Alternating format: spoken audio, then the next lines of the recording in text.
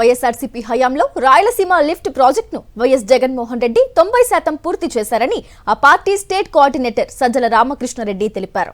10% పనులు పూర్తి చేస్తే కంప్లీట్ అయ్యే ప్రాజెక్టును తెలంగాణ ప్రయోజనాల కోసం చంద్రబాబు తాకట్టు పెట్టారని మండిపడ్డారు. అసెంబ్లీ సాక్షిగా చంద్రబాబుతో ఒప్పందం చేసుకున్నారని సీఎం రేవంత్ రెడ్డి చెప్పారని గుర్తు చేశారు. సీఎం రేవంత్ రెడ్డి కామెంట్స్ ను చంద్రబాబు ఎందుకు ఖండించలేదని ప్రశ్నించారు. రాయలసీమ లిఫ్ట్ ప్రాజెక్టు కోసం వైఎస్ఆర్సీపీ పోరాటం చేస్తోందన్నారు సజ్జల. మూడు ప్రధానమైన అంశాలు. ఒకటి, రాయలసీమ లిఫ్ట్ స్కీమ్ కొనసాగించాలా, కంటిన్యూ చేయాలా, పూర్తి చేయాలి. 2, ఆల్మట్టి డ్యామ్ పెంపును ఏదైతే ఇంకా బ్రిజేష్ కుమార్ ట్రిబ్యునల్ ఫైనల్ ఇది రాకుండానే వాళ్ళు అఫీషియల్గా అనౌన్స్ చేసి కర్ణాటక ప్రభుత్వం భూసేకరణ పనులు కూడా మొదలుపెట్టి కొన్ని చోట్ల ఎవాక్యుయేట్ కూడా చేయించారు, వాళ్ళ కాంపెన్సేషన్ కూడా పే చేసేని అంటున్నారు. తెలిసింది బహిరంగంగా చేస్తున్నారు, క్యాబినెట్ తీర్మానం చేసి. ఇప్పటికీ పర్మిషన్ లేదు, అప్రూవల్ లేదు, అనుమతులు లేవు. దానికి వ్యతిరేకంగా ఆల్రెడీ మహారాష్ట్ర హైకోర్టులో, సుప్రీంకోర్టులో పిటిషన్ వేసింది. తెలంగాణ కూడా సేమ్ పార్టీ రూలింగ్లో ఉన్న తెలంగాణ కూడా వాళ్ళ గవర్నమెంట్ కూడా తీర్మానం చేసింది. కానీ మన రాష్ట్రంలో ఇంతవరకు దానికి సంబంధించి ఉలుకు పలుకు లేదు. అలాగే అప్పర్ భద్ర, దానికి సంబంధించి ఎక్కడైతే మన అనంతపురం జిల్లా, పూర్వపు అనంతపురం జిల్లా అయితే ఇప్పుడు సత్యసాయి ఇదే ఎఫెక్ట్ అవుతుంది. తీవ్రంగా ప్రభావం చూపే, నెగిటివ్ ప్రభావం చూపే ఆ ప్రాజెక్టు, దానికి సంబంధించి మా హయాంలో, జగన్మోహన్ రెడ్డి గారి హయాంలో సుప్రీంకోర్టు ఛాలెంజ్ చేశాం తప్ప దాన్ని పరిశీ కూడా చేయట్లేదు. ఇంకా పోలవరం, ఏ పోలవరం నుంచి అయితే చంద్రబాబు నాయుడు మీరు ఎవ్వరు వరీ కావద్దు, నేను తెచ్చి నీళ్ళన్నీ ఇక్కడ ఇస్తానంటున్నాడో 80,000 కోట్లతో అక్కడి నుంచి తెచ్చి అక్కడ ఎవరికైతే అలొకేట్ చేయాలో అక్కడికే దిక్కులేని పరిస్థితి వస్తుంది. ఎందుకంటే 45 మీటర్లు ప్లస్ ఎంతైతే ఉందో దాని నుంచి 41 మీటర్లకు తగ్గిస్తూ కేంద్ర క్యాబినెట్ తీర్మానం చేసింది. ఆయన చదివిన దాంట్లో అది కూడా ఉంది. ఆ క్యాబినెట్లో ఈయన ప్రతినిధి ఉన్నారు, చంద్రబాబు నాయుడు గారి ప్రతినిధి. సో ఆ పోలవరం కూడా అడ్డంగా అది నరికేస్తున్నారు. ఈ మూడు కూడా రాయలసీమ లిఫ్ట్, దీనికి సంబంధించి ఫిబ్రవరి 3వ తేదీ 4వ తేదీ జనవరి మొదటి వారంలో తెలంగాణ ముఖ్యమంత్రి రేవంత్ రెడ్డి అక్కడే శాసనసభలో ఆయన అనౌన్స్ చేసి, ప్రకటన చేసి, మా మధ్య, నాకు చంద్రబాబు నాయుడు మధ్య ఒక ఒప్పందం జరిగింది, నా రిక్వెస్ట్ మేరకు ఆయన దాన్ని ఆపేశారని చెప్పారు. అప్పుడు బయటకు వచ్చి ఆ విషయం తెలిసి అందరం షాక్ గురై, ఏంటి మరీ ఇంత అన్యాయం, పూర్తి కాబోతున్న ప్రాజెక్టును ఎట్లా ఆపుతావు నువ్వు? అసలు రాయలసీమ, గ్రేటర్ రాయలసీమ, నెల్లూరు, రాయలసీమ ప్లస్ నెల్లూరు జిల్లాలు ముఖ్యంగా వాటికి అసలు మళ్ళీ దాని ఎడారి అయిపోయే పరిస్థితుల్లో మనకు నికర జలాల కేటాయింపు ఏదైతే 101 టీఎంసీ ఉందో దాన్ని వాడుకోవడానికి అవసరమైన గ్యారంటీ కోసమన్నా అది అవసరమైన నేపథ్యంలో అలాంటి దాన్ని ఇంత అన్యాయంగా, అది కూడా పూర్తిగా వచ్చింది. కొత్తదన్నా అయితే నాకు ఆలోచన రాలేదో, లేదా ఇప్పుడు నాకు టైం లేదో, లేదా ఇప్పుడు నేను అంత పెట్టలేను, లేదా దీనికి అప్రూవల్స్ అన్ని తీసుకొచ్చే పనిలోనే ఏదో లాగొచ్చు.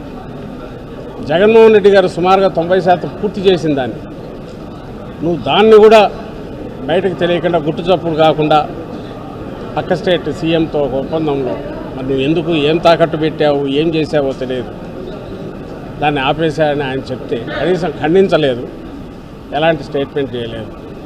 దాని మీద రియాక్ట్ అవుతున్నాం.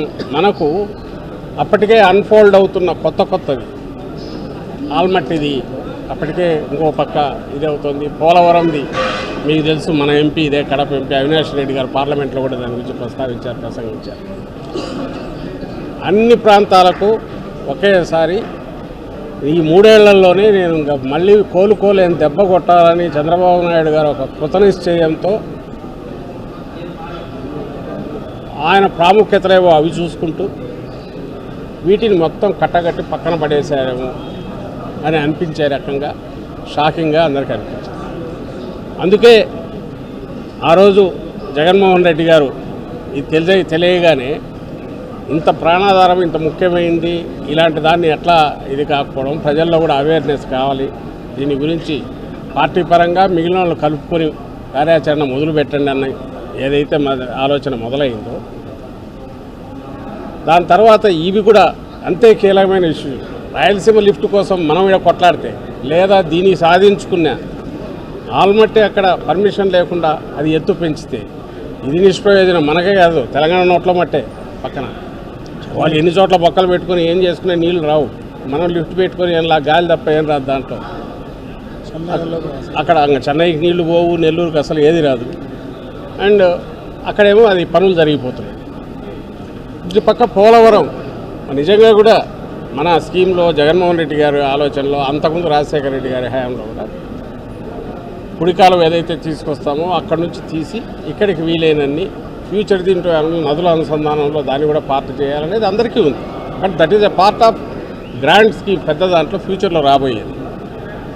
దానికి దిక్కుమొక్కుండదు ఈయన చేసిన దాని ప్రకారం. అయితే జగన్మోహన్ రెడ్డి గారు మా హయాంలో పోలవరం స్పిల్వే వరకు 45.72 మీటర్లు, 45 మీటర్ల ప్లస్ ఏదైతే ఉందో దానికి చేస్తే, ఇప్పుడు అది పూర్తి సెంట్రల్ ప్రాజెక్టు 41 మీటర్లకు వాళ్ళు వచ్చేసిన తర్వాత వీళ్ళు కిమ్మనకుండా ఎలాంటి దాని మీద అబ్జెక్షన్ కూడా రైజ్ చేయకుండా అక్కడ పార్ట్నర్ అయి ఉండి కూడా చంద్రబాబు నాయుడు గారని ఆయన ప్రతినిధి అని దాని గురించి ఏమీ లేదు. ఇంకా అది కూడా అక్కడ కూడా ఆశలు ఏమన్నట్టు సమాధి చేసుకోవాల్సింది. సో అది కేవలం ఒక బ్యారేజ్ కాబోతుంది. ఈ నేపథ్యంలో ఇది ఒక రాయలసీమ సమస్య కాదు, లేదా రాయలసీమ నెల్లూరు ప్రకాశం సమస్య కాదు, మొత్తం రాష్ట్రం సమస్య. ఎందుకంటే అటు ఉత్తరాంధ్ర కూడా నుంచి నీళ్ళు పోవాలి పోలవరం నుంచి. కృష్ణా గోదావరి జలాలకు సంబంధించిన దాని మీద మన రైతాంగం ఎవరైతే డిపెండ్ అయి ఉన్నారో ఆయకట్టు ఏదైతే ఉందో మొత్తాన్ని ప్రొటెక్ట్ చేసుకోవాల్సిన సీరియస్ సమస్య.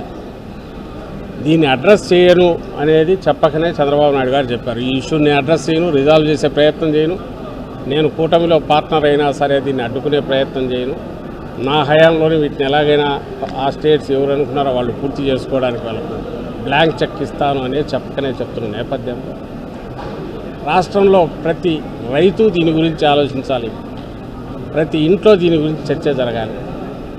ఈ విషయమై ఇది పొలిటికల్ ఇష్యూ కాదు, మొత్తం రాష్ట్ర ప్రయోజనాలకు సంబంధించిన ఇష్యూ.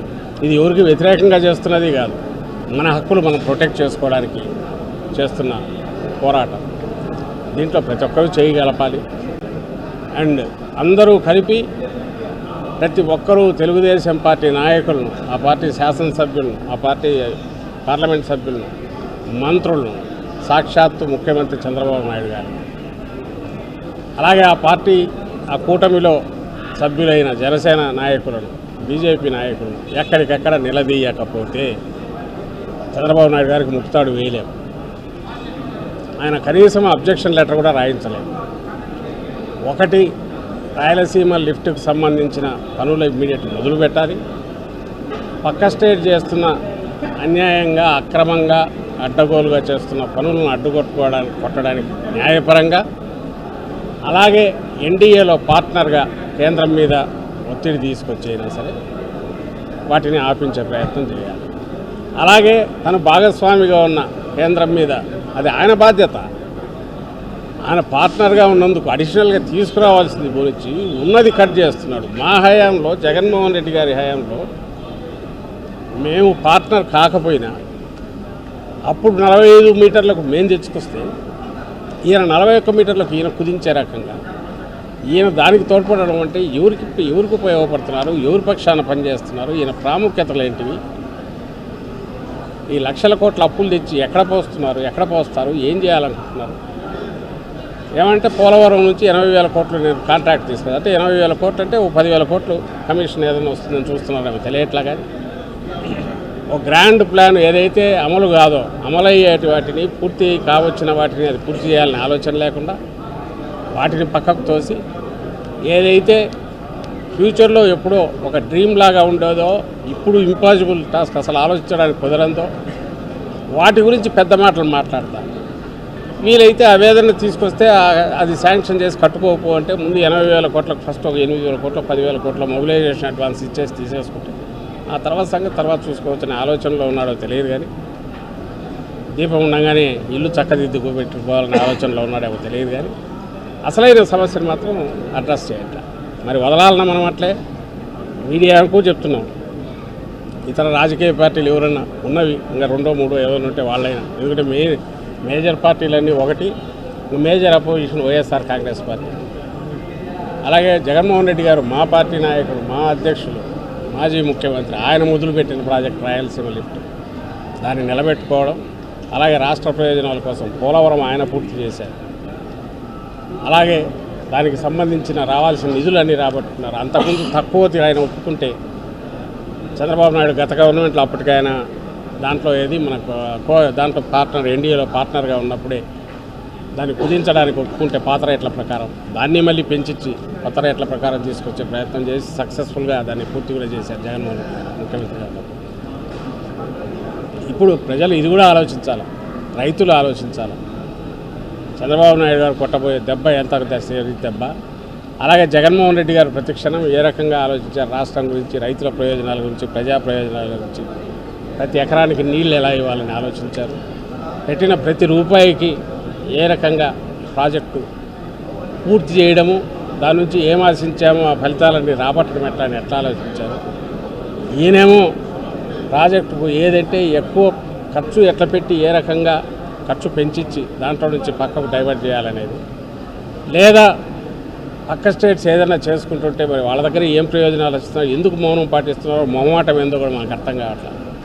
కనీసం మాట వరుసకైనా దాన్ని వ్యతిరేకిస్తున్నామని చెప్పడము, ఒక అసెంబ్లీలో తీర్మానాలు చేయడము, లేదా సెంటర్కు అబ్జెక్షన్ కూడా చేసేవాడు, ఎందుకంటే తన సెంటర్లో పార్ట్నర్ అక్కడ రైజ్ చేసి ఇన్ఫ్లుయెన్స్ చేసి ఇంప్రెస్ చేయడము, ఇవన్నీ చేయకపోవడం ద్వారా తన ప్రాముఖ్యతలు ఏవనేది ఆయన చెప్తున్నప్పుడు, మా ప్రాముఖ్యతలు ఇవి వైఎస్ఆర్ కాంగ్రెస్ పార్టీ, అలాగే మా అధినేత, మా అధ్యక్షుడు, మాజీ ముఖ్యమంత్రి జగన్మోహన్ రెడ్డి గారు ఇప్పటికే మనం స్పష్టంగా చెప్తున్నాము. ఇప్పుడు కూడా నెక్స్ట్ కార్యాచరణలో కూడా అది ముందు ఉండి ఈ పోరాటాన్ని నడుపుతాం. కలిసి వచ్చే వాళ్ళందరినీ దీంట్లో ఈ ఉద్యమంలో కలుపుకోవడంతో పాటు ప్రజలందరూ దీంట్లో పార్టిసిపేట్ చేసే రకంగా మేము ముందుకు అడుగులు వేస్తాం.